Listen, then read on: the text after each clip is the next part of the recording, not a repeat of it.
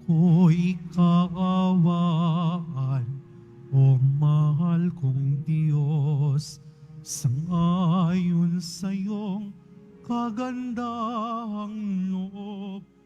Mga kasalanan ko'y iyong pawiin, ayon din sa iyong pag-ibig sa akin.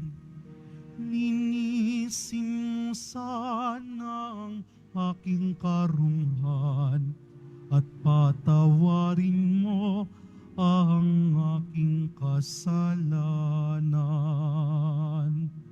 Ako'y kaawaan, o mahal kong Diyos, sangayon sa iyong kagandahang loob.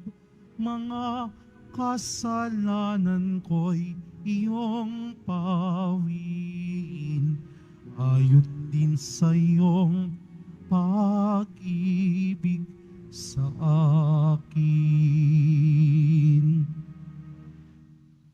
Sa ngalan ng Ama at ng Anak at ng Espiritu Santo, Amen. sumainyo ang Panginoon. At sumaiyo rin. Mga kapatid, aminin po natin ang ating mga kasalanan upang marapat tayong gumanap sa banal na pagdiriwang. Inaamin ko sa makapangyarihang Diyos at sa inyo mga kapatid, na lubha akong nagkasala sa isip, sa salita at sa gawa at sa aking pagkukulang. Kaya isinasamo ko sa mahal na Bireng Maria, sa lahat ng mga anghel at mga banal, at sa inyo mga kapatid, na ako'y ipanalangin sa Panginoong ating Diyos. Kawaan tayo ng makapangyarihan Diyos, patawarin tayo sa ating mga kasalanan, at patnubayan tayo sa buhay na walang hanggan. Amen.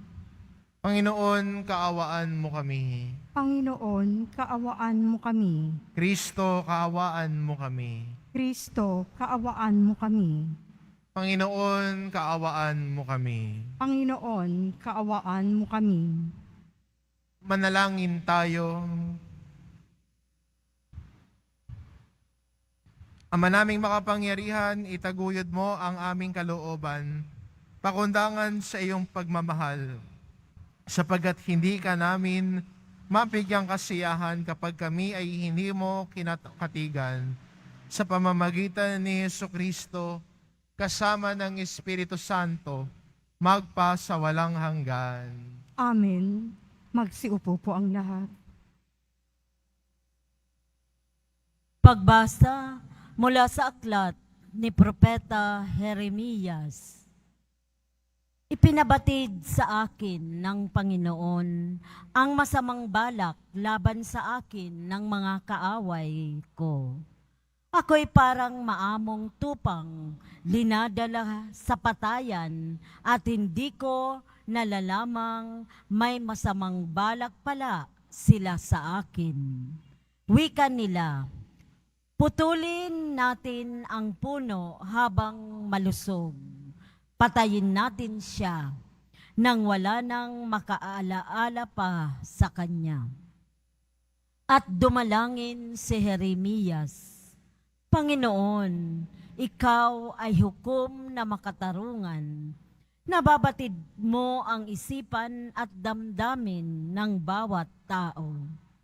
Ikaw ang maghiganti sa mga taong ito. Ipinauubaya ko po sa inyo ang aking gawain. Ang salita ng Diyos. Salamat sa Diyos. Panginoon, aking Diyos, pag-asa ko sa iyo'y lubos. Panginoong aking Diyos, pag-asa ko sa iyo'y lubos. Panginoon, aking Diyos, sa iyo ko natagpuan, yaong aking minimiti at hangad na kaligtasan. Iligtas mo sana ako sa pag-uusig ng kaaway. Tinutugis nila ako, hindi sila naglulubay. Kapag ako ay inabot sila'y leon ang katulad. Tatangayin nila ako sa malayo itatakas. At kung ito ang mangyari, pihong walang magliligtas. Dudurugin nila ako, lulurayin walang habag. Panginoong aking Diyos, pag-asa ko sa iyo'y lubos. Humatol ka sa panig ko, yamang ako'y di masama. Pigilin ang di matuwid sa kanilang mga gawa. Yaon namang mabubuti ay bigyan ng gantimpala. Yamang ikaw, Panginoon, ay ang Diyos na dakila at sa iyo ay dilingid ang laman ng puso't diwa. Panginoong aking Diyos, pag-asa ko sa iyo'y lubos. Ikaw rin po, Panginoon, ang sa akin nag-iingat. Ang lahat ng masunod rin sa iyo ay naliligtas. Ikaw ang Diyos na matuwid, isang hukom na matapat, laging handang magparusa sa sinumang gaway linsad. Panginoong aking Diyos, pag-asa ko sa iyo'y lubos. Magsitayo po ang lahat.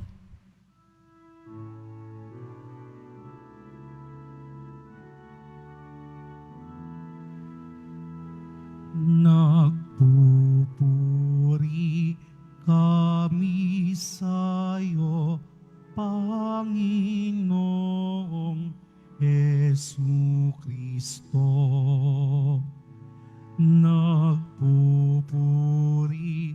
kami sa'yo, Panginoong Jesucristo.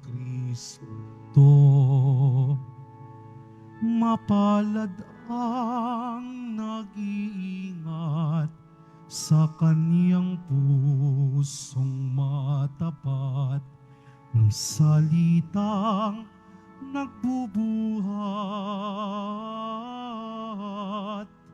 sa poong Diyos ng liwanag, sa tiyagay aaning ganap. Nagpupuri kami sa'yo, Panginoong Jesucristo. Sumainyo ang Panginoon, At sumaiyo rin. ang mabuting balita ng Panginoon ayon kay San Juan. Papuri sa iyo, Panginoon. Noong panahong iyon, marami sa mga nakarinig kay Jesus ang nagsabi, "Tunay ngang ito ang propetang hinihintay natin. Ito nga ang Mesiyas," sabi ng iba. Ngunit sumagot naman ng iba, "Maaari bang magmula sa Galilea ang Mesiyas? Hindi ba sinasabi ng kasulatan na nagmumula ang Mesiyas sa lipi ni David at sa Bethlehem na bayan ni David ipinanganak?" Magkakaiba ang palagay ng mga tao tungkol sa kanya. Ibig ng ilan na dakpin siya, ngunit wala namang nangahas humuli sa kanya. Ang mga kawal na bantay sa templo ay nagbalik sa mga punong saserdote at sa mga pariseo. "Bakit hindi ninyo siya dinala rito?" tanong nila sa mga bantay. Sumagot sila, "Wala pa pong nagsalita ng gaya niya." "Kayo man ba'y nalinlang din?" tanong ng mga pariseo. "Meron bang pinuno o pariseyong naniniwala sa kanya?" "Wala, mga tao lamang na walang nalalaman sa kautusan ang naniniwala sa kanya, mga sinumpa." Isa sa mga naroon ay si Nicodemo, na nagsadya kay Jesus nung una. Tinanong niya sila, "Labag sa ating kautusan na hatulan ang isang tao nang di muna nililitis at inaalam kung ano ang kanyang ginawa, hindi ba?" Sumagot sila, "Ikaw ba'y taga Galilea rin? Magsaliksik ka't makikita mo na walang propetang nagmumula sa Galilea at umuwi na ang bawat isa. Ang mabuting balita ng Panginoon. Pinupuri ka namin, Panginoong Hesukristo. Magsiupo po ang lahat.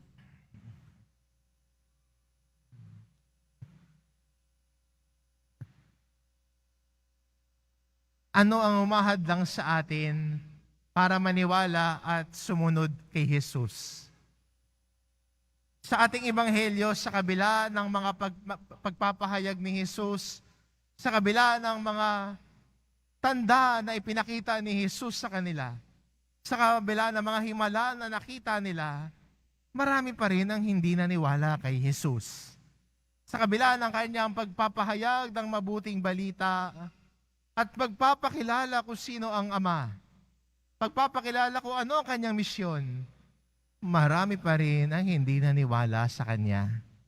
Pero sa kabilang dako din naman, marami ding naniwala at nanampalataya kay Jesus. Kaya sa ating ebanghelyo narinig natin, nagtatalo-talo ang mga Hudyo. Ang iba ay naniniwala na siya ang Mesiyas, ang iba naman ayaw pa ring maniwala. Kaya magandang tanong din sa atin bilang Kristiyano, anong umahad lang din sa atin para hindi tayo lubusang sumunod kay Jesus? Ano yung umahad lang sa atin na sundan siya, na manalig sa Kanya at magtiwala sa Kanya? At sa ating ebanghelyo, kung babasahin at papakinggan natin, lumalabas po ang dahilan kung bakit hindi sila naniniwala kay Jesus. Alam niyo kung ano? Yung pag-i-stereotype nila. Minsan yung sa kanilang isip sarado. Ayaw na nilang makinig. Ayaw na nilang buksan ang isip nila para pakinggan ang pinapahayag ni Jesus. Ito na yung alam nila. Ito lang yung gusto nilang pakinggan. Pero ayaw nilang buksan ng tenga sa pakikinig. Ano ba ang kanilang pinag-aawayan? Kaya ayaw nilang maniwala kay Jesus. Kung babalikan natin ang ebanghelyo, 2 beses nilang inulit, walang propetang nagmumula sa Galilea. Yan yung stereotype nila. Yan yung iniisip nila, ay, walang propeta nang gagaling sa Galilea. Kahit si Jesus dito hindi immune. Kahit nga ho, si Nathanael ay sinabi, may nagmumula bang mabuti sa Nazaret? Pero sa mga nakakita at naniwala, alam nila that even Christ can break our stereotypes. Even Christ can break our stereotypes. Kaya kung hahayaan natin na basagin ni Jesus ang kaliitan at minsay karupukan ng ating pag-iisip, yung ating stereotyping sa bawat isa, pag-generalize natin sa bawat isa, na nagiging hadlang para sa atin na pakinggan ang salita ng Diyos at tignan ang bawat isa bilang kapwa.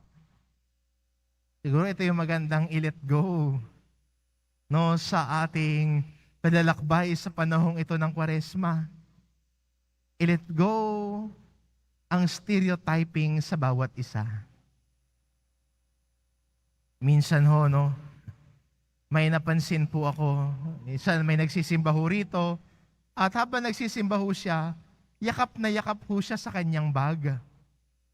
Wala naman siguro ngayon dito, At ang tinitignan ko siya, parang yakap na yakap siya sa kanyang bag, yung backpack niya nasa harap, at nakaganon siya.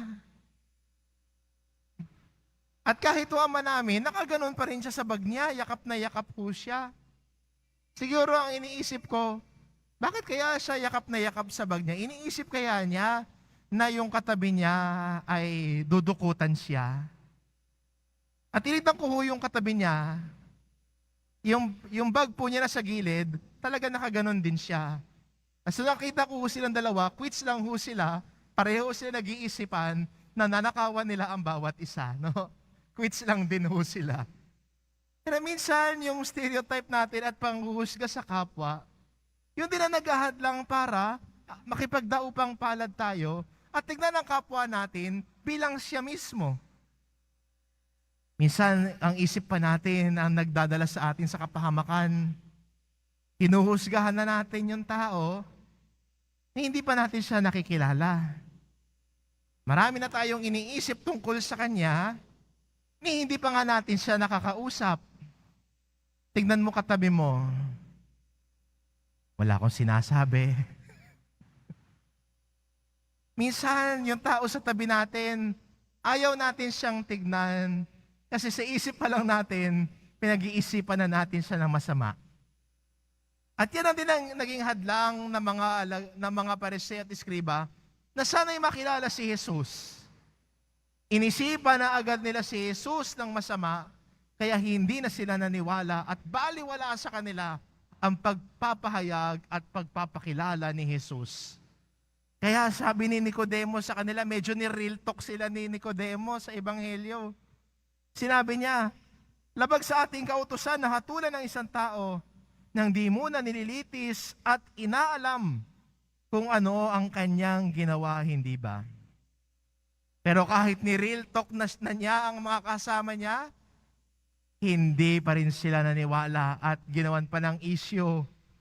Sinabi, taga Galilea ka rin ba? Kampi ka ba sa kanya?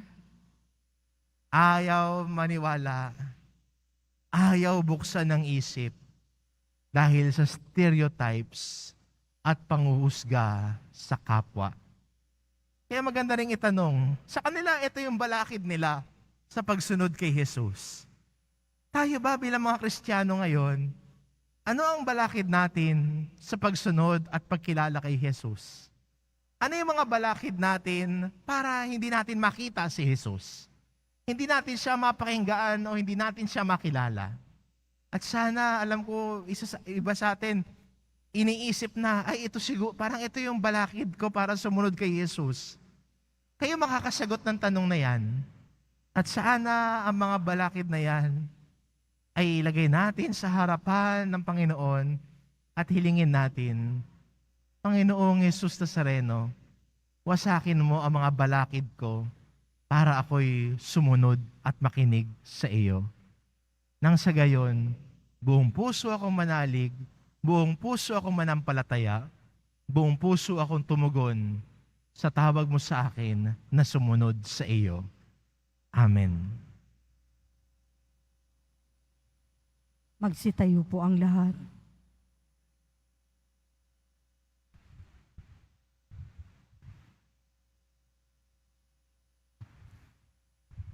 Minamahal ko mga kapatid, habang inaalala natin ang hindi pagtanggap at sa tagapagligtas na nagpakasakit para sa ating kapakanan, hilingin natin ang pananampalataya ng isang Ama upang maihatid natin sa iba ang mensahe ni Kristo. Ang ating itugon, ikaw ang aming lakas, O Panginoon. Ikaw ang aming lakas, O Panginoon. Ang mga may kapangyarihan, naway patnubayan ng espiritu ng pananampalataya, manalangin tayo. Ikaw ang aming lakas, O Panginoon. Ang mga nagpapalaganap ng mensahe ng Ebanghelyo sa lahat ng dako, naway pagkalooban ng tapang, manalangin tayo. Ikaw ang aming lakas, O Panginoon. Ang mayayamang bansa naway maging bukas palad sa pagtulong sa mga mahihirap na bansa. Manalangin tayo. Ikaw ang aming lakas, O Panginoon. Ang mga may sakit, mga bilanggo, mga matatanda at mga may kapansanan, naway palakasin ng mga nakapagpapaginhawang salita ng Diyos. Manalangin tayo. Ikaw ang aming lakas, O Panginoon. Ama ng lahat, sinugo mo ang iyong bugtong na anak upang kami ay higit na ilapit sa iyo. Patnubayan mo kami sa aming misyon na palaganapin ang aming pananampalataya Hinihiling namin ito sa pamamagitan ni Kristo na aming Panginoon. Amen. Magsiupo po ang lahat.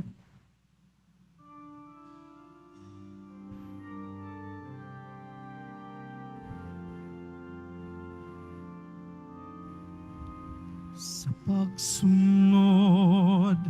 sa utos mo, nalulungkot akong labis, hindi masungkat ang galak ko, pagkat aking iniibig.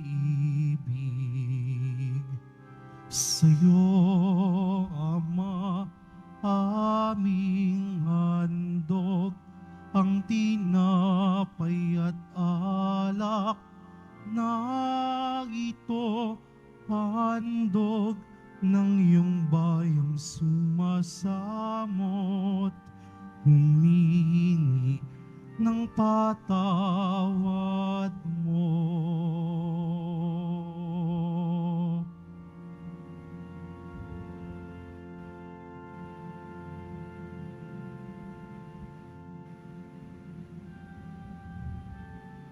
Magsitayo po ang lahat.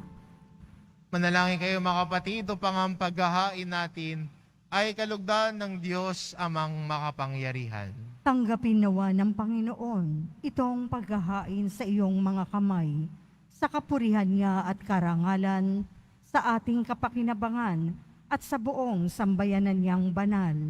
Ama naming lumikha, malugod mong pagtanggap sa aming mga alay, ang aming kaloob ay nahiratin sa pagsuway, ay mapanginood nawang sumunod sa iyo sa pamamagitan ni Hesukristo kasama ng Espiritu Santo magpasawalang hanggan. Amen. Sumainyo ang Panginoon. At sumaiyo rin. Itaas sa Diyos ang inyong puso at diwa. Itinaas na namin sa Panginoon. Pasalamatan natin ang Panginoong ating Diyos. Marapat na siya ay pasalamatan. Ama naming makapangyarihan, tunay ngang marapat na ikaw ay aming pasalamatan sa pamamagitan ni Hesukristo na aming Panginoon. Sa aming kusang pagtitiis ng hirap, tinutulungan mong aming maitumpak ang kinamihas ng pagsalungat sa pananagutang iyong iniatas. Sa aming pagtulad sa anak mong mahal na nagpakasakit para sa tanan, ang pagsisikap namin iyong kinalulugdan at ang pagpapakabuti namin iyong ikinararangal. Kaya kaisa ng mga anghel na nagsisiawit ng papuri sa iyo, nang walang humpay sa kalangitan, kami nagbubunyi sa iyong kadakilaan. Santo, Santo, Santo, Panginoong Diyos ng mga hukbo, napupuno ang langit at lupa ng kadakilaan mo, o sana sa kaitaasan, pinagpala ang naparirito sa ngalan ng Panginoon, o sana sa kaitaasan. Magsiluhod po ang lahat. Ama naming banal, ikaw ang bukal ng tanang kabanalan, kaya't sa pamamagitan ng iyong Espiritu gawin mong banal ang kaloob na ito, upang para sa amin maging katawan at dugo ng aming Panginoong Hesukristo. Bago niya pinagtiis ang kusang loob na maging handog, hinawakan niya ang tinapay, pinasalamatan kanya. Pinagati-hati niya iyon, iniabot sa kanyang mga alagad at sinabi, "Tanggapin ninyong lahat ito at kanin, ito ang aking katawan, na ihahandog para sa inyo."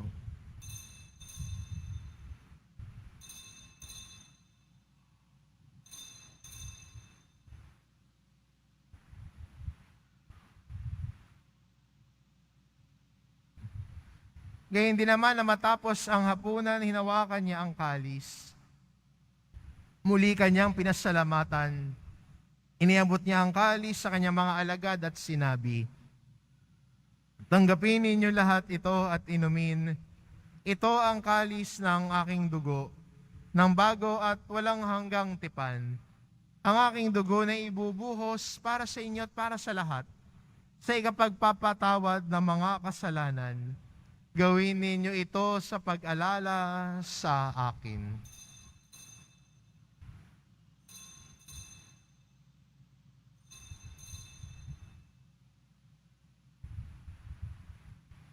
Magsitayo po ang lahat. Ipagbunyi natin ang misteryo ng pananampalataya. Si Kristo'y namatay, si Kristo'y nabuhay, si Kristo'y babalik sa wakas ng panahon. Ama, ginagawa namin ngayon ang pag-alala sa pagkamatay at muling pagkabuhay ng iyong anak. Kaya't inaalay namin sa iyo ang tinapay na nagbibigay buhay at ang kalis na nagkakaloob ng kaligtasan. Kami nagpapasalamat dahil kami yung minarapat na tumayo sa harap mo para maglingkod sa iyo. Isinasamo namin kaming magsasalo-salo sa katawan at dugo ni Kristo ay mabuklod sa pagkakaisa sa pamamagitan ng Espiritu Santo. Ama, lingapin mo ang iyong simbahang laganap sa buong daigdig. Puspusin mo kami sa pag-ibig. Kaisa ni Francisco na aming Papa at ni Jose na aming Obispo at ng Tanang Kaparian. Alalahanin mo rin ang mga kapatid naming nahimlay nang may pag-asang sila'y muling mabubuhay. Ngayon din ang lahat ng mga pumanaw. Kaawaan mo sila at patuloyin sa iyong kaliwanagan. Kaawaan mo at pagindapatin kaming lahat na makasalo sa iyong buhay na walang wakas. Kaisa ng mahal na Birheng Maria na ina ng Diyos, ng kabiyak ng puso niyang si San Jose, kaisa ng mga apostol at ng lahat ng mga banal na namuhay dito sa daigdig ng kalugod-lugod sa iyo, maipagdiwang nawa namin ang pagpupuri sa ikararangal mo sa pamamagitan ng iyong anak na aming Panginoong Hesu Kristo. Sa pamamagitan ni Kristo kasama niya at sa Kanya, ang lahat ng parangal at papuri ay sa iyo, Diyos amang makapangyarihan, kasama ng Espiritu Santo, magpa sa walang hanggan. Amen. Sa tagubilin ng mga nakagagaling na utos at turo ni Jesus na Panginoon natin at Diyos, ipahayag po natin ng lakas loob. Ama namin, sumasalangit ka, sambahin ang ngalan mo, mapasa amin ang kaharian mo, sundin ang loob mo dito sa lupa para nang sa langit. Bigyan mo kami ngayon ng aming kakanin sa araw-araw at patawarin mo kami sa aming mga sala para nang pagpapatawad namin sa nagkakasala sa amin at huwag mo kaming ipahintulot sa tukso at iadya mo kami sa lahat ng masama. Hinihiling namin kami adya sa lahat ng masama, pagkalooban ng kapayapaan araw-araw, iligtas sa kasalanan, at ilayo sa lahat ng kapahamakan. Samantalang aming pinananabikan ang dakilang araw ng pagpapahayag ng tagapagligtas naming si Hesu Kristo. Sapagkat iyo ang kaharian at ang kapangyarihan at ang kapurihan magpakailanman. Amen.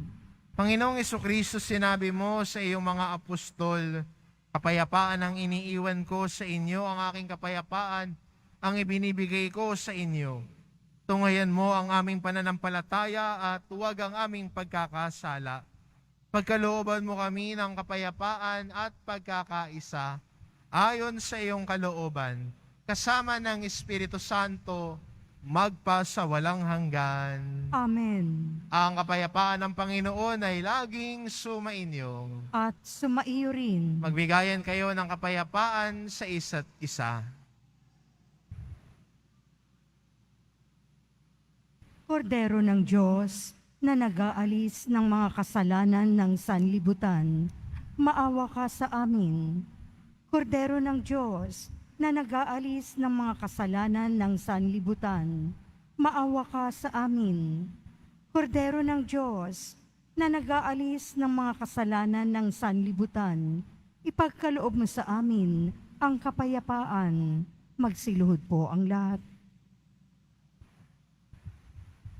Ito ang kordero ng Diyos, ito nag-aalis ng kasalanan ng sanlibutan. Mapalad ang mga inaanyayahan sa kanyang piging. Panginoon, hindi ako karapat-dapat na magpatuloy sa iyo, ngunit sa isang salita mo lamang ay gagaling na ako.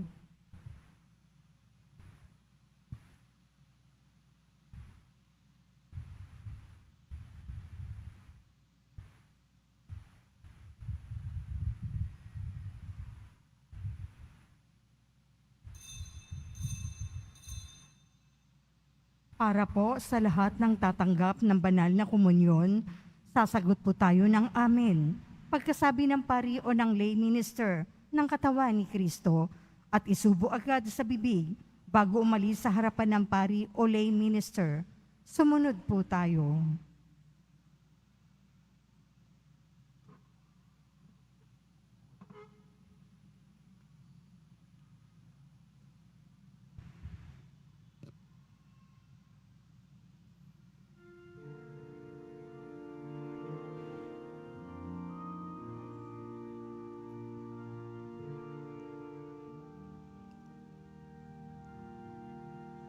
The Lord is my light and my help. Whom shall I fear? The Lord is the stronghold of my life. Before whom shall I shrink? There is one thing I ask of the Lord, for this I long to dwell in the house of the Lord all the days of my life, to Savior the sweetness of my Lord, to behold His temple. Oh Lord, hear my voice when I call. Have mercy and answer me. It is your face, O Lord, that I seek. Hide not your face. Hide not your face. Hide not your face from me.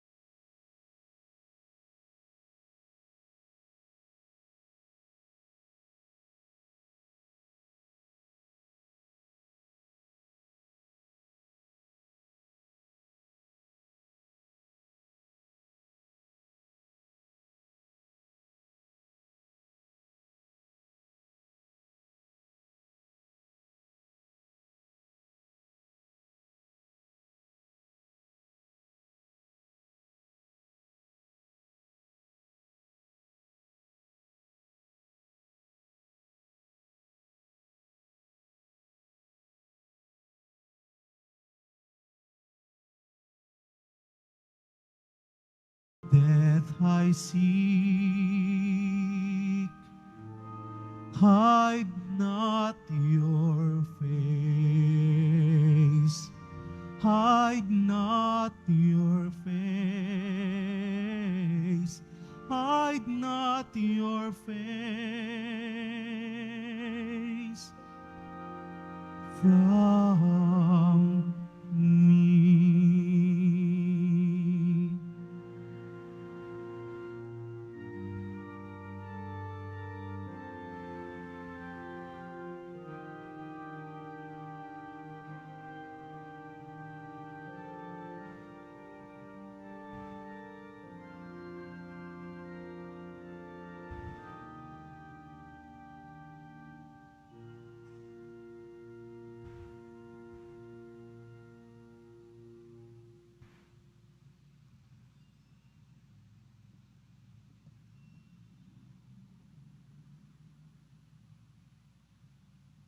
Announcement for pampamayanang daan ng krus. Ang lahat po ay inaanyayahan, lalo na po ang ating mga ministry, mandated organization, HGN, at iba pang mga samahan ng ating simbahan sa ating pampamayanang daan ng krus sa darating na linggo, March 17, 2024, sa ganap ng 1:30 ng hapon. Magdala po tayo ng ating mga sariling krus. Makiisa po tayo. Inihahandog po ng simbahan ng Quiapo ang ating opisyal na imahin ni Jesus Nazareno. Ang large size ay nagkakahalaga ng 25 pesos. Ang medium size ay 1,000 pesos at ang small size ay 600 pesos. Ang mga ito po ay mabibili lamang sa ating Parish Finance Office. Ang mga oras po ng ating Finance Office tuwing Lunes hanggang Huwebes at Sabado ay alas 8 ng umaga hanggang alas 4:45 ng hapon.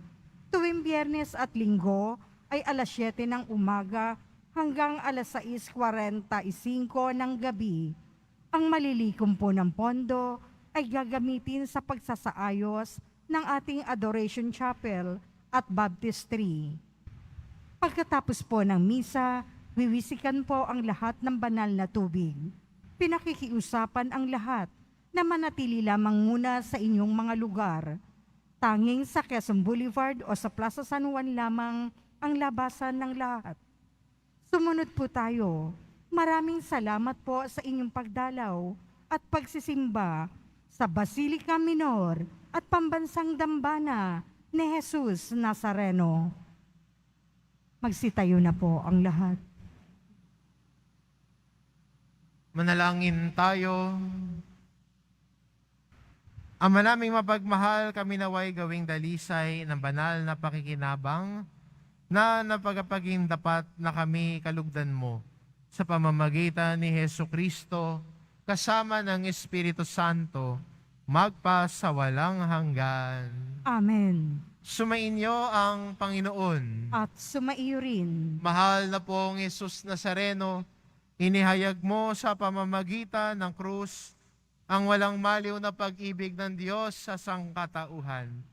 Pakinggan mo ang kahilingan ng iyong angka na nagsusumamo sa iyo. Makamta nawa nila ang iyong katugunan at tanggapin ang kasagutan ng may utang na loob na tinatanaw. Basbasan din po ninyo ang mga may daladala nilang imahin at dasalan. Sa pamamagitan ng bendisyon na ito, naway maalala nila ang mga pangako nila noon sa binyag, na ikaw ang kanilang iibigin at paglilingkuran, bilang Panginoon magpa sa walang hanggan. Amen. At pagpalain kayo ng ating mapagmahal na Diyos, ang Ama, at ang Anak, at ng Espiritu Santo. Amen. Umayo kayo, taglay ang kapayapaan ng poong Jesus Nazareno. Salamat sa Diyos.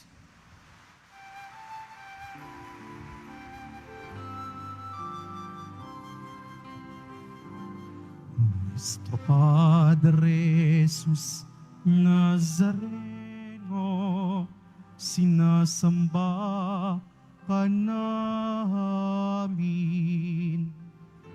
Pinipinto ka namin. Aral mo ang aming buhay at kaligtasan. Nuestro Padre Jesus Nazareno, iligtas mo kami sa kasalanan. Ang krus mong kinamatayan ay sagisag ng aming kaligtasan. Nuestro Padre Jesus Nazareno, dinarangal ka namin. Nuestro Padre Jesus Nazareno, niluluwalhati ka namin. Nuestro Padre Jesus Nazareno, dinarangal ka namin. Nuestro Padre Jesus Nazareno, niluluwalhati